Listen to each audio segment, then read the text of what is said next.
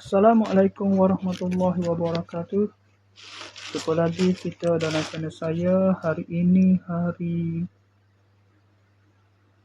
Rabu 22 hari bulan Januari 2025 Masihi bersamaan dengan 22 Rejab 1446 Hijriah.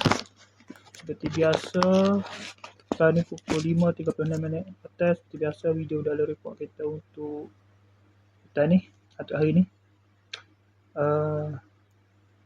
Tak ada gimana ke?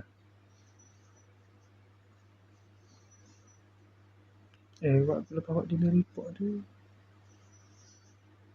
malah tak ada gimana report ni.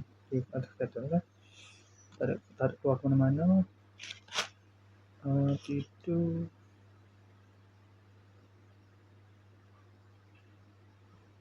Tidur dari pukul 12.30 malam tu. Bangun pada pukul 6.50 pagi. Bangun mandi-mandi terus pergi ke tempat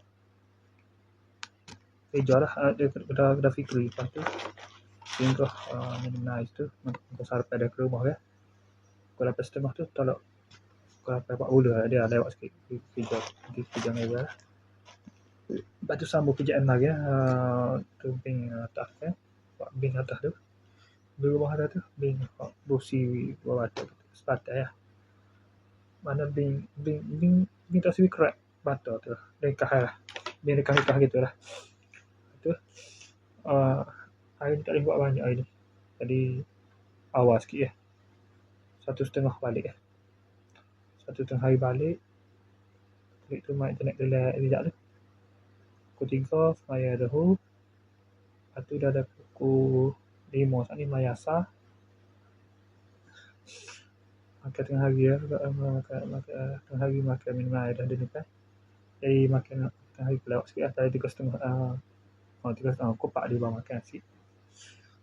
Lepas tu taruh agak apa lagi ni. Ada sniper dah tu. Buat kerja tu. Saya duduk main internet lah. Main game internet itu lah. Okay, ni tak ada gimana. Ada ni pun tak gimana. Muka kena ada. Ada pun hari. Okay. So sekarang itu saja untuk sesi video dari report kita untuk hari ini. Assalamualaikum, jumpa lagi. Bye.